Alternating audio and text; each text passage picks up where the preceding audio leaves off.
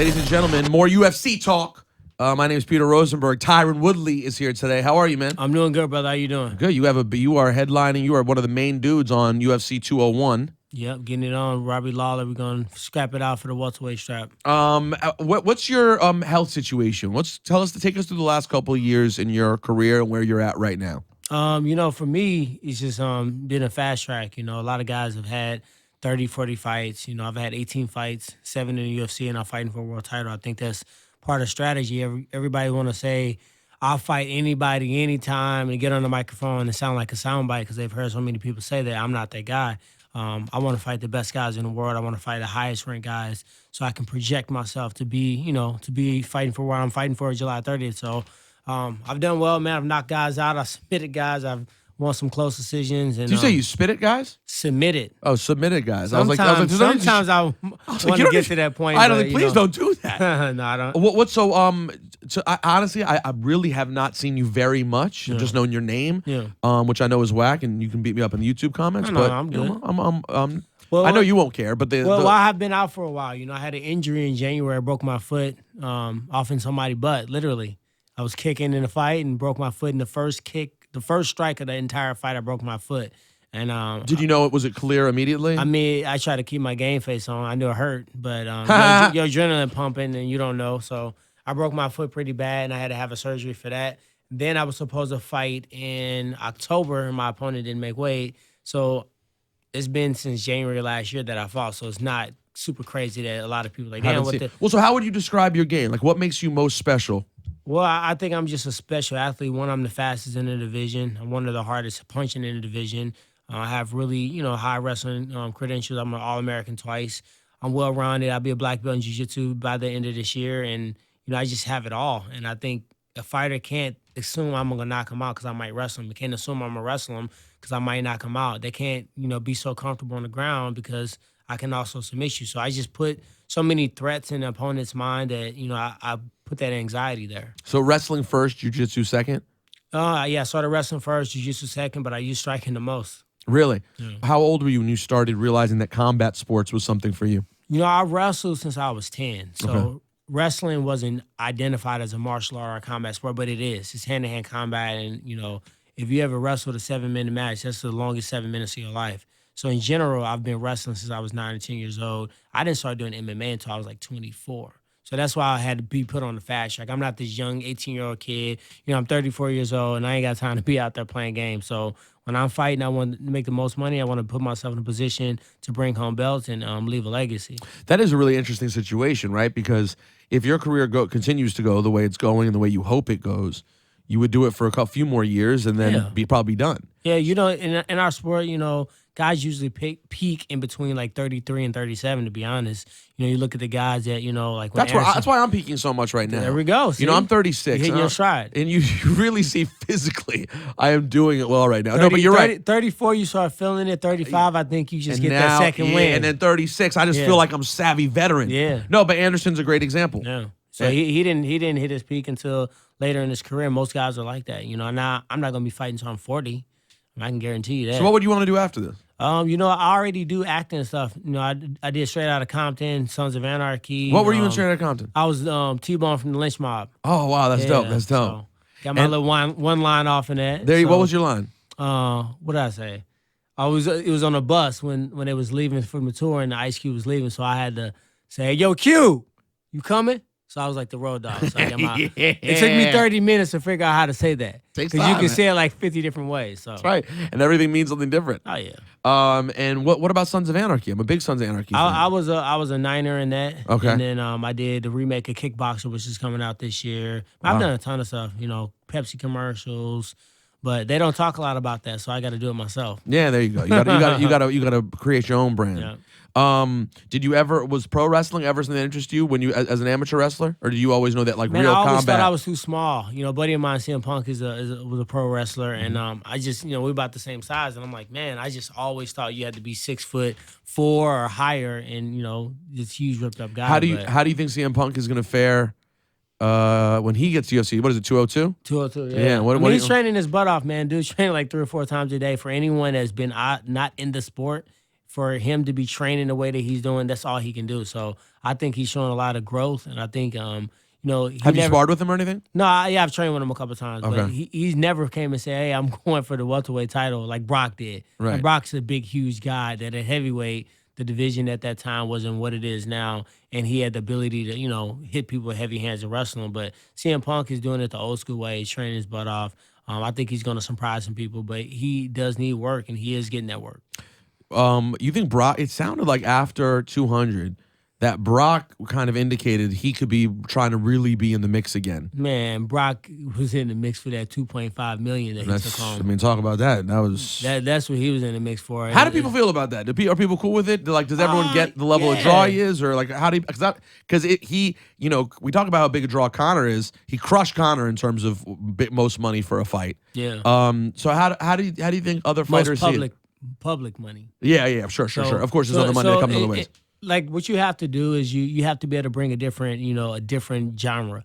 And I think that Ireland was brought by Conor. The WWE fans, they aren't the same fans as them. No. Everybody think they're the same fans. Have you ever been to a WWE event? They are not the same. No, trust UFC me, I know because fans. I'm both. So, I'm both, and they happen very separately. Although very separately. The main thing that brought me over fully into UFC was Brock. Yeah. So it's relevant, and the dollars do make sense ultimately when you can bring those eyeballs. I think for him doing that on that huge of a card in UFC 200, I think he earned his key. I think he probably maybe brought over 10 times that amount in money from those viewers and those people. And you think he looked good? How do you think he looked? I think he looked like he was supposed to look, not fighting in 5 years. The WWE circuit is rough on your body. A lot of people think it's just choreographed slams, but these guys are doing it show after show after show, and they are, training hard and they are suffering injuries, but it's not an MMA fight. So that's like a guy that's been off the circuit for a while, just jumps right in there and, jumps off the rope and breaks his damn neck. So in general,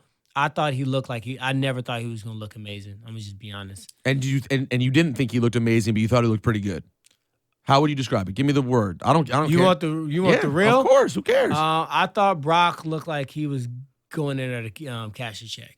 I'm getting in here. I'm going to show my face. My image, me being at this event is what I'm here for. I'm not here to freaking go at a run for the UFC title again. So he went out there and, for a guy that's that big, it's just crazy to see little baby hammer fists and little rabbit punches happening. Because you just imagine if he hits you one time, he should be able to take your life. But, I wasn't underwhelmed, but I wasn't overwhelmed. What about Amanda Nunes? What were your thoughts on? I knew that was going to happen. Why did you know that? Because I trained with her. We came up through Strikeforce, and I just know all the ingredients that she has. I said it. Now I do Fox Sports analyst, so I said it on the show. Everybody's picking Miesha, and Miesha was obviously picking Miesha.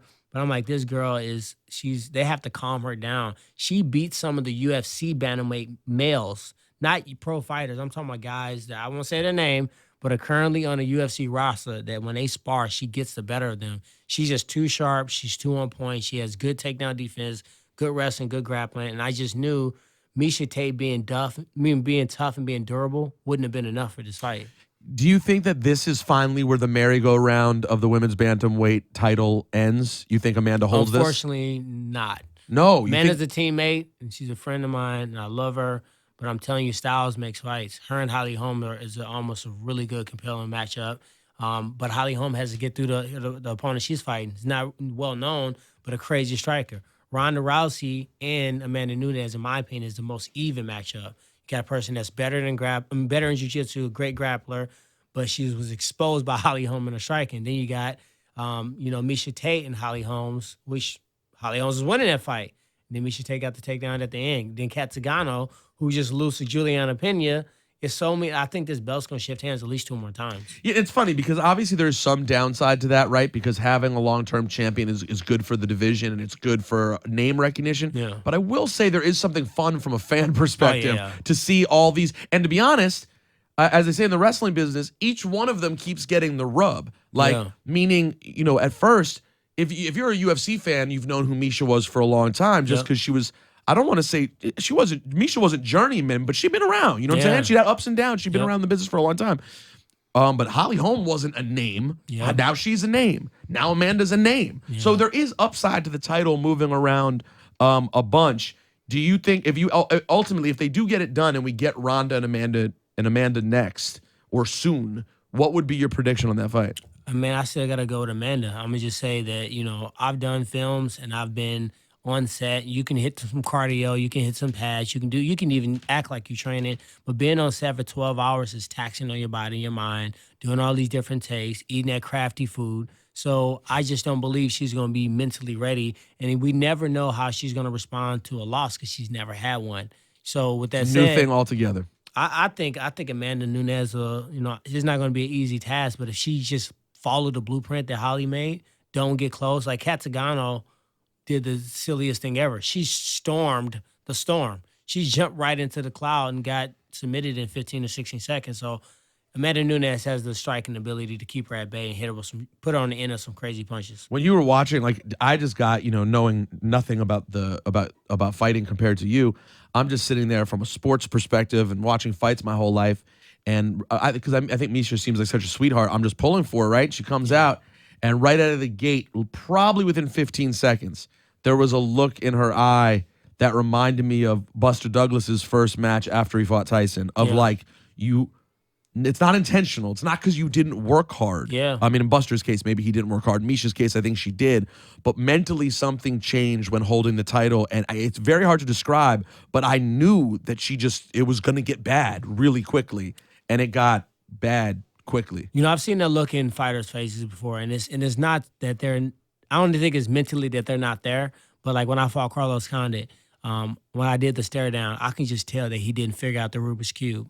He didn't figure out how quite to deal with me. He was going to come to fight, and he was going to do his thing, but he didn't figure out how to deal with my speed, how to deal with my power, how to deal with my wrestling, how to deal with my, he went for an armbar, a triangle choke or something, and I lifted him up, and I just flicked him off me like a booger. I just threw him down to the ground, and when he got up, he was like, man, this dude's a different kind of power. She had that same look. I don't know what to do. I haven't figured this out. I'm gonna go hard. I'm gonna try to fight well. I'm gonna try to win. But I really don't know exactly how to do that. She actually said when I talked to her, and I heard it in other interviews, Miesha said that Amanda can break down over time. She's like, but that doesn't mean that you necessarily have a plan. That just means you're hoping to stick around long enough to where she falters. That's the stupidest game plan ever. Like this is like my opponent that I'm fighting. He's made comments that, Robbie Lawler. Robbie Lawler says, Tyron's technical. Tyron's a great athlete. They said, what is your game plan? Well, I'm going to get into his face and make it a fight. It's already a fight. That's like me getting in a basketball court and saying, I'm going to get in your face. I'm going to make this a basketball game. I don't know what contract you signed, but this was a fight from day one.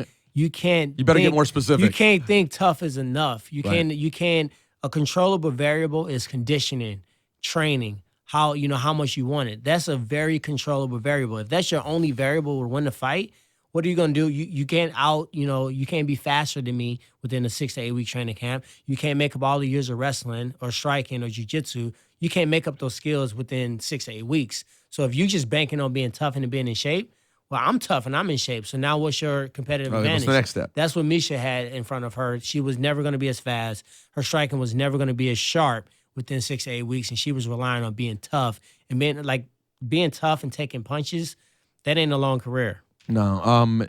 Now, let's not get ahead of ourselves. Obviously, July 30th, UFC 201, you have Robbie Lawler to deal with. But should that go your way over the next year or two, like you said, you're in the prime of your career right now, what would be the ideal path, and what would be that marquee money fight for you that you think is realistic and that you would love to have Dana White make happen at some point that you feel like would really crown your career properly? The way I think about it is, I never see myself as an underdog. I also think that Robbie Lawler has to deal with me. He knows, he's seen me train. He knows what I'm capable of. And he knows that skill set wise, I'm a better fighter than him skill set wise. He's tough. He can brawl. He can punch. He can take punches. But like I said before, that's not a skill set. Being tough and having a good chin is not a skill set. And I've been known to hit people when they don't see the punches coming, and those are the ones that shut your lights out. So with that said, I plan on going out there, fighting my best, staying low-key, getting the victory. And after that, our division is turning into the Walter Whiners. All these guys, Tyron don't deserve it. This guy should get the fight. Or, I think they already pairing themselves up with Robbie and saying how they would match up. So after I defeat Robbie, I'm going to say, you know what? You wanted to fight Robbie. It's a better matchup, right? Wonder Woman said it was, hey, he's going to go out there and fight Robbie because it's a better striking matchup. So that's what you're going to do. You know who I'm going to fight? I want to fight George St. Pierre here in New York. I want to fight Conor McGregor. I want to fight Nate Diaz. I want to make some money. So all you guys that are whining and complaining, you guys can have this little Tupperware party, and y'all can sit down and y'all can fight each other because it's time for me to start getting paid. What are the Vegas odds right now on your fight? I don't watch odds. Dave, you know the only thing on paper is that paper football. Everything else you got to lock the cage and figure it out. But according to other people, would you be the decided underdog? I would definitely be the underdog. No, not only just because he's a current champion and he's been in the fight of the night and he got fight of the year, I believe this year, but also I've been inactive. I haven't fought for various reasons. So you would have to almost, say, hey, this person's been active. He's been in these crazy fights. So I would be the underdog for sure. And I don't mind that. Do you think there's a realistic possibility that GSP comes back? And that's something that could happen for you? I think it's realistic, but, so many other fights that make money. I can say, hey, I want to go up. I want to fight Michael Bisping at 185. I want to fight Nick Diaz. He's coming off suspension the next day. August, how many days in July? 30, 31?